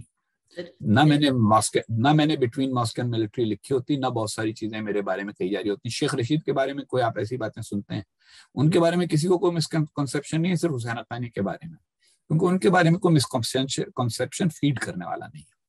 رہ گئے ہمارے بائیں بازو کے دوست، ہمارے بائیں بازو کے دوستوں کی ایک کمزوری یہ ہے کہ وہ بہت ہی، پاکستان میں ایک بہت بڑا حصہ بائیں بازو کا ایک انٹلیکچوئل لیفٹ ہے، صرف پریکٹیکل پولیٹکس کے ساتھ اس کا بہت کم تعلق ہے۔ تو جو لوگ پریکٹیکل لوگ رہے ہیں، مثلا ہماری اسما جہانگیر تھے، انہیں کبھی میرے بارے میں کوئی مسکنسیپشن نہیں تھا، وہ میرے ساتھ کھڑی رہیں۔ لیکن جن لوگوں کا صرف یہ ہے کہ نہیں، پرفیکشن ڈھونڈنے والوں کے لیے تو بھیا نہ حسین حقانی ہے نہ کوئی اور ہے۔ پرفیکشن جو ہے وہ تو صرف فکری اور علمی سطح پہ مل سکتی ہے، ریئل زندگی میں نہیں مل سکتی۔ آپ نے صرف ارتقا کا ذکر کیا، نجم سیٹھی صاحب کہہ رہے ہیں آپ کی اور اسٹیبلشمنٹ کی دوستی ہو گئی ہے، سچ ہے بات؟ نہیں، میری اور اسٹیبلشمنٹ کی دوستی کیوں ہونے لگی؟ نجم سیٹھی صاحب کا مطلب شاید یہ ہے کہ اسٹیبلشمنٹ نے مجھے نشانہ کم بنانے کا فیصلہ کیا ہے، اور شاید اسٹیبلشمنٹ کے ذہن میں یہ ہو کہ کل کو مجھ سے بات کر کے کہیں کہ بھیا یہ نجم سیٹھی کی مراد ہے، جو میں سمجھ رہا ہوں کہ اسٹیبلشمنٹ بڑی پریگمیٹک ہے، اس کو پتہ ہوتا ہے کہ which way the bread is buttered۔ Establishment کے لیے امریکہ میں اپنی بات پہنچانا اتنا ضروری ہے کہ وہ حسین حقانی کو بھی معاف کر کے کہیں گے اچھا بھائی تم ہماری مدد کرو۔ لیکن میری رائے میں تو آپ کو کوئی تبدیلی نظر نہیں آئی۔ تو اگر اسٹیبلشمنٹ کے ساتھ صلح کی کہانی نجم سیٹھی صاحب والی درست ہے، تو سوال یہ کہ یہ میں نے صلح کیا یا انہوں نے میرے ساتھ صلح کر لی؟ تو میرا تو صرف اتنا معاملہ ہے کہ میں تو جہاں کھڑا ہوں وہاں کھڑا ہوں۔ میں تو یہ سمجھتا ہوں کہ 4-5 نقطے ہیں میرے۔ پاکستان میں آئین کی بالادستی ہونی چاہیے، سویلین سپریمیسی ہونی چاہیے، ہماری عسکری جو قیادت ہے اس کو ملک کے تمام معاملات میں دخل نہیں دینا چاہیے، پاکستان کو اپنی اقتصادی ترقی پر توجہ دینی چاہیے، پاکستان کو اپنی ہیومن ڈیولپمنٹ پر توجہ دینی چاہیے، پاکستان کو بھارت اور افغانستان دونوں کے معاملے میں اپنے رویے پر نظر ثانی کرنی چاہیے، اور پاکستان کو ایک بگ پاور کمپلیکس سے نکل کر اپنے آپ کو ایک مڈل پاور جو ہمارا قد کاٹ ہے اس کے مطابق اپنی پالیسیاں بنانی چاہیے۔ یہ میرے بنیادی نقطۂ نظر ہیں۔ اگر اسٹیبلشمنٹ ان نقطۂ نظر پہ آ جائے تو یہ الحمدللہ میری کامیابی ہوگی، صلح نہیں ہوگی۔ اس میں ایک نہ میری ان سے کوئی لڑائی ہے، بائی دا وے لڑائی تو نہیں ہے، لیکن ایک چڑیا کی خبر ہے کہ دبئی میں ایک ملاقات بھی ہوئی ہے۔ نہیں، دبئی میں کوئی باجوہ صاحب سے آپ کی ملاقات نہیں ہوئی؟ اختلاف جو ہے، اختلاف رائے، وہ کوئی لڑائی نہیں ہوتا۔ تو میری ایک رائے کیسے اختلاف ہے؟ اگر آپ مجھ سے ملنے آ جائیں اور آپ مجھے کہیں کہ جی حقانی صاحب میں آپ کی رائے سے اتفاق کرتا ہوں، تو وہ میں تو اس کو اپنی کامیابی سمجھوں گا۔ لیکن یہ جو چڑیا کی خبریں ہوتی ہیں، ان کے اندر بہت سارا، دیکھیں شہزاد، یہ میں نے بہت دفعہ کہا ہے اور آپ کے اس پروگرام میں بھی کہوں گا، ملک میں ہمارے مثلا کرپشن کی بہت کہانیاں ہوتی ہیں۔ ہم ایک گوسپ پرون سوسائٹی ہے، ہمارے یہاں گوسپ بہت چلتی ہے، ہمیں مزہ آتا ہے ادھر ادھر کی باتیں۔ تمہیں نہیں پتا، مجھے پتا ہے۔ تمہیں نہیں پتا شہزاد غیاث کا کس کے ساتھ چکر چل رہا ہے، تمہیں نہیں پتا کہ یہ سب کو پتا ہے ویسے۔ اچھا چلیں، شکر ہے خدا۔ اور مگر ہمارے ہاں یہ ایک ہے، تو اس میں بہت ساری چیزیں چھوٹی چھوٹی چیزیں مبالغے کا شکار ہو جاتی ہیں, بہت ساری باتیں جو ہیں وہ رائی کے پہاڑ بن جاتے ہیں, اور بعض باتیں مطلقاً جھوٹ ہوتی ہیں. لیکن یہ میں آپ کو واضح کر دوں کہ ملنے میں مجھے کسی سے اعتراض نہیں. کل کوئی عمران خان صاحب, یہ میں نے بی بی سی بھی کہا تھا, کل عمران خان مجھے فون کریں اور کہیں حسین مجھے تم سے ملنا ہے, تو میں کہوں گا آ جاؤ بھائی, چائے پینے آ جاؤ, کر لیں گے بات. میں ملنے میں کبھی کسی کے ساتھ کیونکہ میں یہ نہیں سمجھتا کہ سیاست لڑائی کا نام ہے. میرے نزدیک سیاست جو ہے وہ اختلاف رائے کا نام ہے, اور جن سے آپ کا اختلاف رائے ہوتا ہے ان سے بھی آپ کو بیٹھ کے بات کرنے میں کوئی یعنی وہ نہیں ہونا چاہیے, تعامل نہیں ہونا چاہیے. سوال صرف اتنا ہے کہ کیا آپ اپنے موقف سے ہٹ جائیں گے اس کے نتیجے میں, یا دوسرا اپنا موقف بدلے گا. بس ہوپ فلی موقف بدل رہا ہے. اگر زیادہ لوگ آپ سے بات کریں, آپ کی باتیں سنیں, آپ کی باتوں پہ عمل کریں, تو پاکستان کے لیے بہتر ہی ہوگا. تھینک یو سر, آپ نے اتنا ٹائم دیا. میں سیلفش ہو رہا ہوں کچھ, میرے 30 اور سوال ہیں, میں آپ کو بہت زیادہ تنگ کروں گا. ہوپ فلی ہماری آڈینس جن کے کوئی مسکنسیپشنز آپ کے بارے میں بھی تھے, آج آپ کی باتیں سن کے وہ دور ہو گئی ہیں, تاکہ جو وہ پوائزن کر دیتے ہیں نا واٹر کے, ڈان لیکس, ڈان کافر ہے, غدار ہے, جیو کافر ہے, غدار ہے, پھر اگر سچ بھی ہوا ہے اس سے وہ سبھی پوائزن لگتا ہے. کچھ آپ نے درخت پوائزن کر دیا ہے تو اس کا کوئی سیب بھی نہیں کھا سکتا. I would highly recommend reading all of your books to all of our listeners. And میں سر آپ کو بہت زیادہ تنگ کروں گا, پلیز ہمیں وقت دیجیے گا, اینڈ مے بی ہم اسٹرکچرڈ بک بائی بک, کیونکہ آپ نے اینڈ میں جو 5 نکات دیے ہیں وہ ری امیجننگ پاکستان کے, میں نے اسپیسیفکلی اس پہ بھی پوڈ کاسٹ کرنا ہے. Thank you for listening and thank you sir so much for your time.